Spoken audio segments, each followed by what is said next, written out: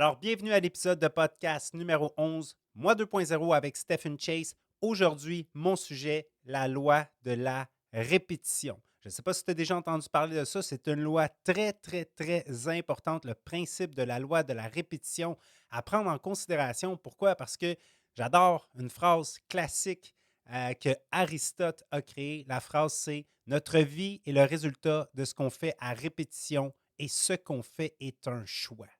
Donc, dans cet épisode, ça va être très cartésien, très mathématique. Ça va être inspirant et utile en même temps. Dans cet épisode, je vais t'expliquer c'est quoi, selon moi, la loi de la répétition, à quel point ça influence nos vies, à quel point ça influence tous nos résultats et quoi faire de ce principe-là, de la loi de la répétition. Comment est-ce qu'on fait pour mettre ça en application et le virer à notre avantage? Parce que souvent, toutes ces actions qu'on fait de manière répétée nous mènent soit là où on veut aller ou soit là où on ne veut pas aller. Alors, on démarre l'épisode tout de suite après ceci. Bonjour, ici Stephen Chase, ton guide dans ce voyage passionnant vers la découverte de ton potentiel illimité. Mon intention, t'accompagner, te motiver et te donner les outils nécessaires pour transformer ta vie. Prépare-toi à devenir la version 2.0 de toi-même. Bienvenue dans Moi 2.0, le podcast avec Stephen Chase. Donc, la fameuse loi de la répétition, ce principe-là, c'est quoi? En fait, c'est un principe qui nous fait comprendre que, souvent, on s'en rend pas compte, mais chacune des actions qu'on fait de manière répétée, c'est ce qui forge nos résultats.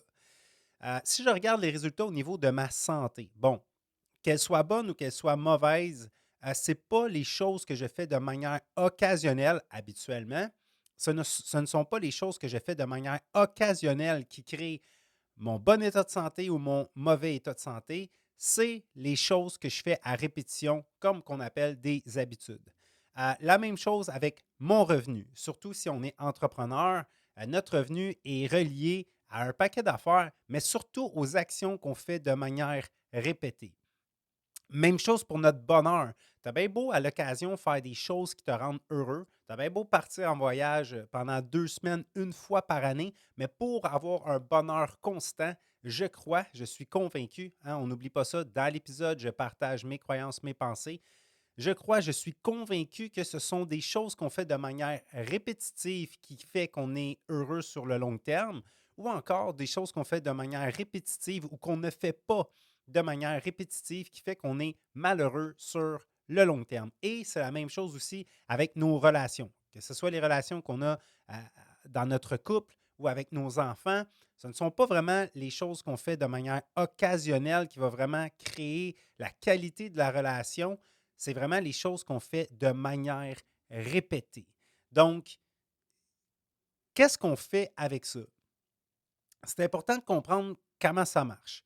Euh, et il faut le calculer sur le long terme. C'est ça qui est intéressant. Et là, je t'ai préparé des petits exemples qui vont t'aider à comprendre sur le long terme à quel point une petite action ou une petite décision ou un petit changement répété maintes et maintes fois amène un changement radical dans notre vie. Par exemple, on va dire que du jour au lendemain, tu décides que tu manges environ approximativement 250 calories de plus qu'à l'habitude. Donc, tu décides que tu t'en vas au Starbucks tous les matins ou presque, et là, tu te prends une espèce de café maté, matcha, c'est-à-dire avec crème fouettée, chocolat et jet de sucre à la cannelle. Et là, on va dire que ta boisson, là, elle est, je ne sais pas moi, de 450 calories. Et avant, la boisson que tu buvais, elle était juste de 200 calories. Fait que là, tu dis, bon, big deal, euh, 250 calories de plus. Mais si tu fais le calcul, OK, 250 calories de plus tous les jours pendant 365 jours, c'est 26 livres en moyenne. 26 livres que tu auras pris ou que tu n'auras pas perdu ou que tu vas devoir euh, te battre pour réussir à perdre. Mais chaque jour, on s'en rend pas compte. Un autre principe vraiment un petit peu plus positif. des fois, disons que tu as un projet d'écrire un livre. Tu te dis que tu n'as pas vraiment le temps d'écrire un livre parce que tu n'arrives jamais à trouver quelques heures dans ta journée pour commencer à travailler sur ton livre. Mais réfléchis à ça. Si tu arrives à trouver seulement, mettons, je ne sais pas moi, 40 minutes pour écrire, 30-40 minutes, et peut-être même moins que ça, pour écrire une page par jour, et tu es capable de handle ça, de maintenir cette cadence-là, au moins, on va dire, peut-être pas 7 jours par semaine, mais au moins 5 jours par semaine, ben, tu vas avoir écrit au moins 250 pages à la fin de ton année. Euh, des fois, on ne s'en rend pas compte aussi, mais on va dire, je ne sais pas, moi, tu as l'habitude d'aller au Tim Hortons ou au McDonald's le matin pour t'acheter un déjeuner rempli de calories vides. Et ce déjeuner-là, tu ne te gardes pas trop, tu prends de quoi de vraiment basic et tu y vas avec un déjeuner qui te coûte environ 11,50 par jour, 5 jours par semaine pendant 50 semaines. J'ai fait le calcul et tiens-toi bien, euh, tu vas avoir dépensé 2 875 $ dans ton année en déjeuner Tim Hortons ou McDonald's rempli de calories vides. 2 875 $. Bon, je sais qu'en 2024, on ne peut pas s'acheter grand-chose avec 2 875 $, mais c'est fou. Ce que je veux dire, c'est que chaque jour, tu t'en rends pas compte. Chaque jour, tu te dis, regarde, c'est juste 11,50 aujourd'hui, 11,50 demain, 11,50 après-demain. Je peux me le permettre. Même si je ne gagne pas un gros salaire, je peux bien me permettre ça, 11,50. Mais quand tu fais le calcul sur l'année totale, ben écoute, c'est un voyage dans le sud, là. Et tout dépendant de la destination que tu vas aller, c'est peut-être même deux voyages dans le sud. 2 875 $. Si on va dire, ça c'est terrible et c'est vraiment important que j'en parle pendant cet épisode, on va dire que tu passes en moyenne 2 heures par jour sur ton écran. Et je le sais qu'il y en a que c'est beaucoup plus que ça. En passant, les gens qui écoutent, petite parenthèse, si tu apprécies ce que je fais, s'il te plaît, abonne-toi au podcast. Je ne sais pas si tu l'écoutes sur YouTube ou sur Spotify ou sur Apple Podcast, mais abonne-toi s'il te plaît. Tu peux même t'abonner aux trois. Ça va juste m'aider, ça va juste me faire plaisir. Et aussi, partage-le. Partage-le sur les réseaux sociaux. J'ai vu qu'il y avait de plus en plus de gens qui commencent à le partager sur Facebook, Instagram. C'est vraiment, vraiment gentil de votre part. J'apprécie énormément. Fin de la parenthèse. Fait que où est-ce que je m'en allais avec ça? Euh, Ton écran. Donc, là, 2 heures par jour, là, ça, c'est rendu la moyenne. Là, parce que moi, souvent, j'ai beaucoup de mes clients, surtout lorsqu'ils me parlent qui ont de la difficulté avec leur gestion de temps, je leur demande combien de temps tu penses que tu passes en moyenne sur les réseaux sociaux. Puis les gens me disent souvent une demi-heure, 1 heure. Et lorsque je leur fais regarder leur temps d'écran, souvent c'est 2 heures, 3 heures. Et j'ai même déjà vu quelqu'un qui c'était 9 heures par jour. J'ai bien dit 9 heures par jour. Mais on va dire que c'est pas trop catastrophique. On va dire que c'est juste 2 heures par jour que tu passes sur ton écran. Ben, 2 heures par jour, écoute bien ça. C'est des calculs faciles à faire, mais je sais que la majorité d'entre vous n'avez jamais vraiment pris le temps de faire ce calcul-là. 2 heures par jour sur ton écran, c'est 730 heures par année. 730 heures par année que tu passes sur ton écran. Je sais qu'il y en a, comme moi et d'autres personnes, surtout les entrepreneurs, que ça sera pas nécessairement du temps perdu. Des fois, tu vas payer tes factures sur ton écran. Des fois, tu vas faire de la recherche, des fois, tu vas étudier, des fois, tu vas écouter du développement personnel, des fois, tu vas chercher ta prochaine destination de vacances, des fois, tu vas trouver des idées pour faire des activités avec ta famille, whatever. Mais on va se dire la vérité, là. La majorité du temps qu'on passe dans notre écran, monsieur, madame, tout le monde, c'est du temps perdu. Je sais que ce n'est pas le cas pour tout le monde, mais pour la majorité des gens. Donc, si présentement, tu as de la difficulté à avancer sur tes objectifs qui te tiennent le plus à cœur parce que tu considères que tu n'as pas de temps, que ce soit une transformation physique, que ce soit démarrer ton entreprise, que ce soit rebâtir ta relation, que ce soit peu importe c'est quoi, là. Ben, si tu passes en moyenne 2 heures par jour sur ton écran et il y a de bonnes chances que ce soit plus que ça, c'est 730 heures par année. Imagine qu'est-ce que tu as le temps de faire en 730 heures, la quantité de travail que tu peux mettre dans un projet, le 730 heures, c'est immense. OK? Donc, c'est ça le principe de la loi de la répétition. C'est qu'en répétant certaines actions tous les jours, on peut accomplir quelque chose de grandiose ou on peut amener des catastrophes dans notre vie à cause de mauvais choix répétés encore et encore et encore. Et ce qui est fou, c'est qu'au jour le jour même, tu t'en rends pas compte. Et là, je vais te parler aussi un petit peu du principe de la lame de rasoir.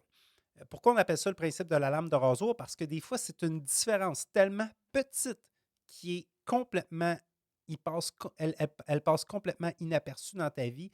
Tu t'en rends pas compte, mais juste rectifier ton tir de quelques degrés ou faire juste un petit peu plus qu'à l'habitude ou un petit peu moins qu'à l'habitude amène un changement radical dans ta vie. Donc, on va dire que des fois, tu te dis, ah, regarde, ça vaut-tu vraiment la peine de faire je ne sais pas moi, 27 minutes de cardio au lieu de faire 20 minutes de cardio, 7 minutes de cardio de plus, est-ce que ça va changer quelque chose?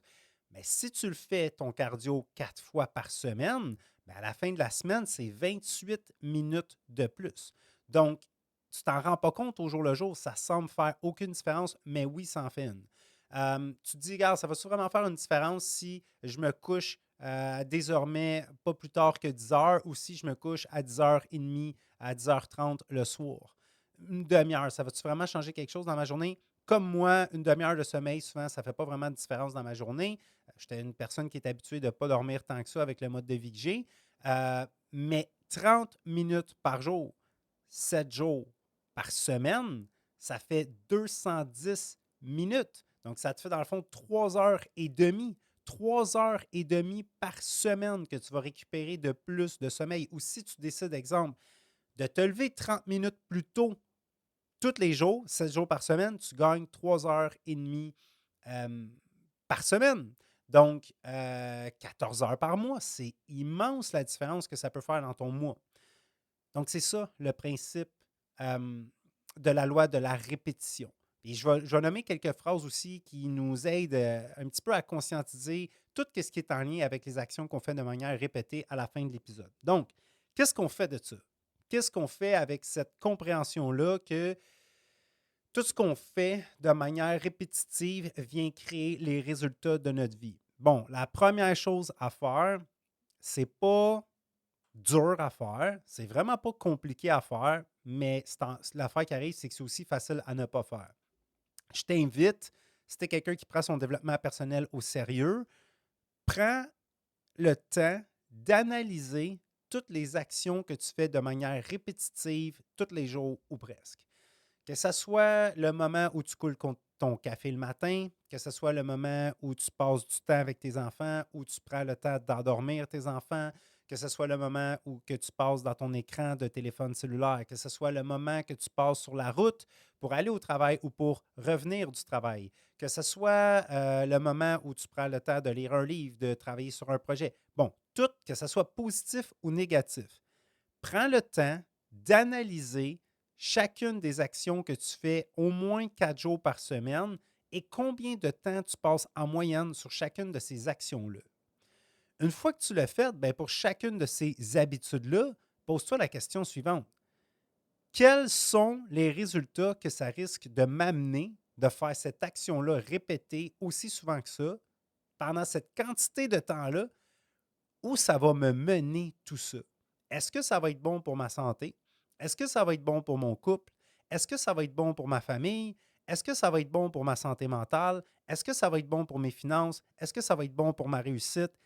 Où va mener cette action-là que je fais de manière répétée d'ici 1 an, 2 ans, 5 ans? Et si tu veux, amuse-toi même à faire le calcul pendant 10 ans. Parce que tantôt, lorsque je parlais de 2 heures de temps d'écran par jour, qui donnait 730 heures par année, ben, on s'entend que 10 ans, ça passe vite, là.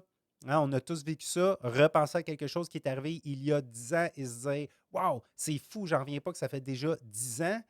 Ben, après 10 ans, c'est 7300 heures que tu auras passées dans ton écran. Donc, assure-toi que ça soit bénéfique. Parce que souvent, en plus, si on parle des écrans, soit que ton téléphone t'aide à gagner de l'argent ou soit qu'il t'en fait perdre. Soit qu'il t'aide à gagner du temps, soit qu'il t'en fait perdre, soit qu'il t'aide à créer et bâtir de nouvelles relations, soit qu'il détruit tes relations. Des fois, il peut même faire les deux en même temps.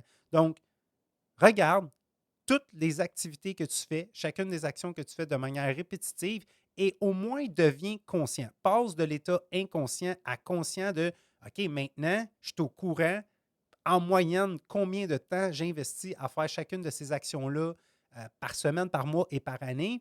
Et je suis au courant également de où c'est en train de me mener ou quels sont les résultats que ça amène également dans ma vie actuelle. Maintenant, pour vraiment utiliser cette loi-là de la bonne façon, parce que des fois, comme j'ai dit tantôt, tu n'as pas nécessairement besoin de cogner un coup de circuit pour transformer ta vie. Des fois, tu as des gros changements drastiques à faire. Des fois, tu as des immenses décisions à prendre. Puis oui, tu as des gros changements à faire dans ta vie pour donner une nouvelle direction à ta vie. Mais des fois, en plus de ces gros changements-là, pose-toi la question suivante. Quelle est l'action que je pourrais faire de manière répétée, qui va me prendre peut-être entre 15 minutes et 2 heures par jour, qui pourrait m'amener un changement incroyable ou des bénéfices incroyables ou vraiment, littéralement, me rapprocher de ce qui me tient le plus à cœur ou de l'objectif qui me tient le plus à cœur ou de mon rêve. Quelle est cette action que je peux faire de manière répétitive qui, au jour le jour, ne semblera absolument rien faire, mais qu'après un mois, 2 mois, 6 mois, 1 an, 2 ans, ainsi de suite, va amener un changement immense. OK? Fait que je vais te donner des exemples. Ça peut être 15 minutes de cardio par jour. Ça peut être, comme j'ai parlé tantôt, écrire, si tu veux écrire un livre, bien, écrire une demi-page par jour seulement. Une demi-page par jour, 7 jours par semaine. Ben, à la fin de l'année, ça va t'amener pas loin là, de 175 pages. Ça pourrait être un petit moment que tu passes avec ton copain ou ta copine à tous les soirs ou à tous les matins ou à tous les midis. Vous prenez le temps de connecter ensemble. Cette action-là que vous allez faire de manière répétitive va avoir de très bonnes répercussions sur votre relation de couple au fil des ans. Ça peut être avec vos enfants. Donc, moi, exemple, avec mes enfants, j'essaie le plus souvent possible, parce que oui, des fois, je suis déconcentré, mais j'essaie de prendre tout le temps, à chaque fois que je les vois, au moins un moment précis où est-ce que je ne fais rien d'autre qu'être 100% concentré sur eux. Et on s'entend que les jeunes enfants aiment ça nous montrer constamment regarde papa, regarde papa, regarde papa. Puis souvent, on va se dire la vérité, regarde, ça ne nous tente plus, là, un moment donné, de regarder ce qu'ils font. Ça ne nous intéresse pas tant que ça ne nous impressionne pas. Donc, on fait semblant de leur montrer de l'intérêt. Mais quel impact ça aurait si tu prends au moins 15 à 30 minutes par jour pour être 100% concentré sur ton enfant? Ça peut être mettre seulement 5 dollars par jour de côté. Donc, 5 dollars par jour de côté, bien, ça va quand même te faire 150 dollars par mois que tu accumules. Donc, quelle est cette action que je pourrais faire de manière répétée qui semble faire presque aucune différence chaque jour, mais qu'après plusieurs années va amener un changement radical? C'est comme ça qu'on utilise la loi de la répétition. Et j'ai énormément de... Ben, énormément. J'ai des défauts, moi aussi, comme tout le monde. J'ai plein de choses à travailler. Je suis à fond dans mon développement personnel, mais une des choses qui m'a aidé à me rendre où je suis présentement, et non, je ne suis pas encore exactement là où je veux être, loin de là. Mais une chose qui a contribué à ma réussite personnellement, ce n'est pas mon intelligence, ce ne sont pas mes connaissances non plus, c'est ma capacité à être capable d'avancer constamment sur une idée qui me tient vraiment à cœur. Quand, que ce soit par rapport à ma condition physique, que ce soit par rapport à ma business, peu importe, j'ai cette capacité-là à être capable, que ce soit 1 heure par jour ou 15 minutes par jour ou 8 heures par jour, j'ai cette capacité-là lorsque j'ai une idée en tête, que je sois motivé, pas motivé, que je sois enthousiaste, pas enthousiaste, que je sois fatigué ou en pleine forme, que je sois confiant ou que j'ai vraiment peur et que je doute de moi-même, j'ai cette capacité-là à être capable de cette capacité à être capable, c'est bizarre, mais j'ai cette capacité-là de constamment avancer sur les objectifs qui me tiennent le plus à cœur. Puis pendant les premières années, je ne voyais pas vraiment à quel point ça pouvait m'aider, tout ça, à quel point ça serait bénéfique pour ma réussite. Mais aujourd'hui, des années plus tard, je le vois. Donc, qu'est-ce qui fait que j'arrive à me rendre là où je suis? Ça n'a pas rapport avec mon intelligence. Je vais te dire la vérité, je ne suis pas si intelligent que ça. OK? Je ne suis pas très intelligent, en fait, mais j'ai cette capacité-là d'être constant. Je ne suis vraiment pas le plus productif, je ne suis vraiment pas le plus rapide, mais je n'abandonne jamais, jamais, jamais, jamais. Si ça vaut vraiment cher pour moi, je garde une constance. Et pour moi, c'est rien parce que ça ne requiert pas d'effort, mais j'ai remarqué que la majorité des gens qui n'atteignent pas leur objectif, ce n'est pas à cause qu'ils manquent de connaissances, ce n'est pas à cause qu'ils manquent de ressources, c'est parce qu'ils ne sont pas capables d'être constants. Aussitôt qu'il arrive un drama euh, ou une catastrophe dans leur vie ou une problématique, euh, les gens perdent leur constance. Puis moi, ben, j'ai cette capacité-là et je peux te garantir que si tu n'as pas ça, ça va être extrêmement difficile. Si tu n'es pas capable d'utiliser la loi de la répétition et de l'appliquer dans ta vie en étant constant ou constante dans tes objectifs, tu risques de jamais arriver au bout de la ligne.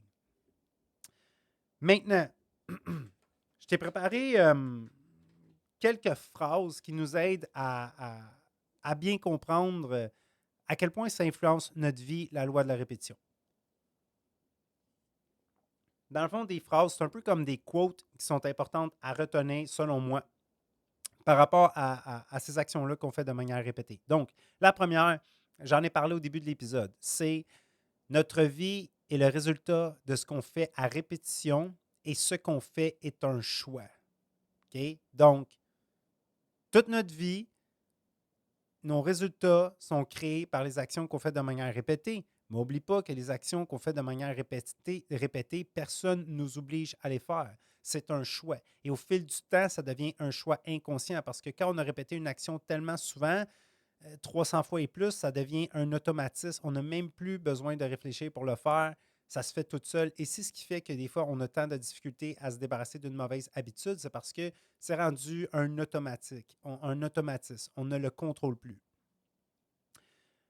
La deuxième, c'est que chaque décision, aussi minime soit-elle, donne forme à notre vie. Donc, toutes les petites décisions qu'on prend au quotidien, surtout quand on fait toujours le mauvais choix chaque jour par rapport à notre santé ou par rapport à n'importe quelle sphère de notre vie, c'est ça qui donne forme à notre vie. Ce n'est pas juste les actions, ce sont également les décisions.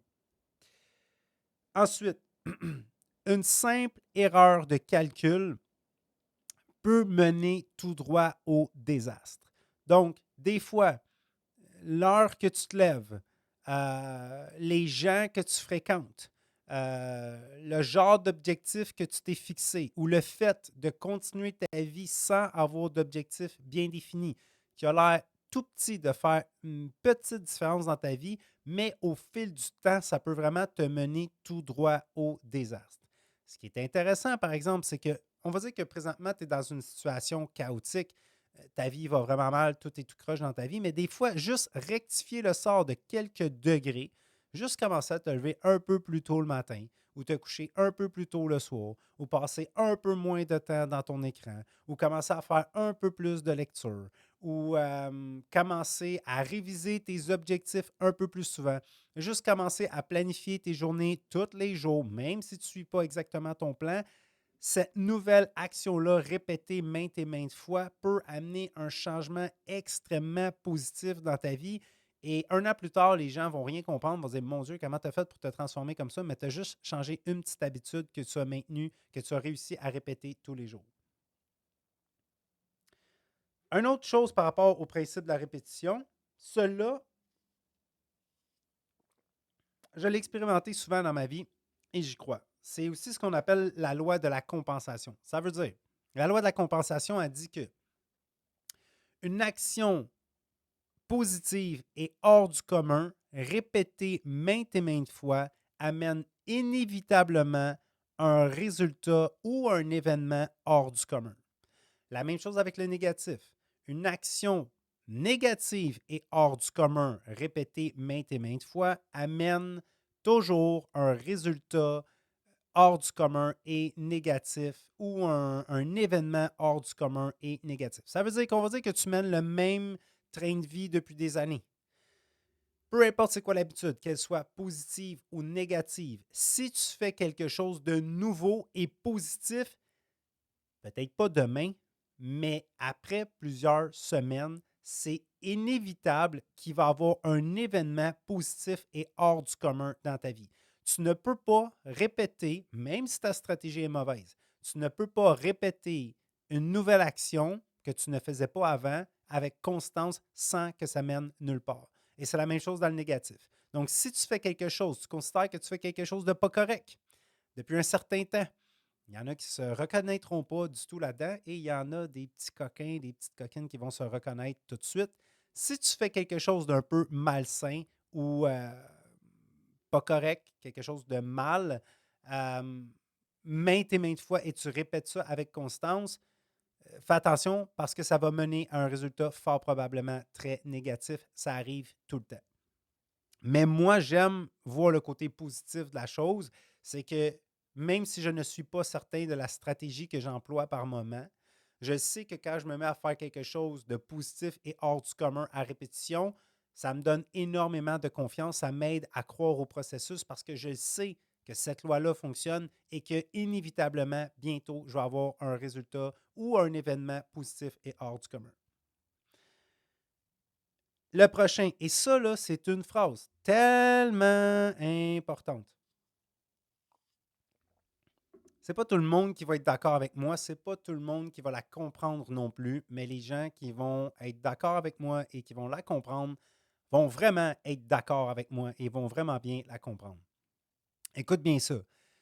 La différence entre ceux qui réussissent et ceux qui échouent est que ceux qui réussissent ont développé l'habitude de faire des choses que ceux qui échouent n'aiment pas faire. Je répète, parce qu'elle est longue la phrase. Écoute bien attentivement. La différence entre ceux qui réussissent et ceux qui échouent est que ceux qui réussissent ont développé l'habitude de faire des choses que ceux qui échouent n'aiment pas faire. C'est juste ça. Donc souvent, je reviens un peu sur le sujet, c'est pas vraiment une question d'éducation, c'est pas vraiment une question d'intelligence. Les gens heureux et épanouis et successful sont pas tant plus intelligents que les autres. C'est sûr que l'intelligence joue un rôle, mais ça rentre en ligne de compte avec l'autodiscipline. Si tu veux des résultats hors du commun, si tu veux des résultats exceptionnels, tu as juste à faire à répétition ce que la majorité des gens ne font pas. Tu veux savoir c'est quoi une bonne motivation pour moi? Tu veux savoir pourquoi, exemple, ce matin, j'ai pris la peine de me lever à 3h30 du matin? Parce que la plupart des gens ne sont pas capables de se lever à 3h30 du matin. Des fois, ça peut être une excellente motivation, ça peut être un excellent point qui va te motiver à faire quelque chose. Fais-le juste parce que la majorité des gens ne le font pas. Si on veut des résultats hors du commun, il faut constamment penser et agir comme des gens hors du commun. Donc, ce qui différencie les gens qui réussissent, entre guillemets, versus ceux qui échouent, entre guillemets, ce sont des habitudes. C'est qu'il y a des choses que les gens qui échouent sont trop paresseux pour faire ou ont peur de faire ou attendent le moment parfait pour le faire. Puis pendant ce temps-là, non seulement ceux qui réussissent le font, mais ils le font à répétition. Donc, étant donné qu'ils le font à répétition, au fil du temps, ils deviennent avec une immense longueur d'avance sur ceux qui échouent, simplement. Et finalement, ben, on peut avoir d'immenses bénéfices à partir de toute petite action. C'est ce qui résume le podcast aujourd'hui, c'est que des fois, comme j'ai dit, il faut que tu cognes un coup de circuit. Des fois, il faut que tu prennes des immenses décisions. Mais des fois, tu as juste besoin de développer une ou deux ou trois nouvelles habitudes, des nouvelles choses que tu vas faire constamment et le cumulatif de tout ça va amener un changement positif et radical dans ta vie. Alors, c'était l'épisode numéro 11, le principe de la loi de la répétition. J'espère que vous avez apprécié. J'espère que vous saurez utiliser ce principe-là et le mettre en application dès aujourd'hui. Je le répète encore, il faut répéter, répéter. Je vais le répéter dans l'épisode de la loi de la répétition. Si tu n'es pas abonné au podcast, s'il te plaît, abonne-toi. N'hésite pas à le partager sur les réseaux sociaux. J'essaie de donner beaucoup de valeur dans ces épisodes-là. J'essaie de les rendre motivants, utiles, pertinents. Alors, si tu veux me donner un pourboire, partage le podcast. Si tu n'es pas à l'aise de le partager dans tes réseaux sociaux, ben, partage-le pareil. Non, c'est une joke. Mais si tu n'es pas à l'aise, ben, tu peux envoyer certains épisodes que tu aimes vraiment en privé à tes amis. Et voilà, sur ce, je vous dis, on se voit au prochain épisode.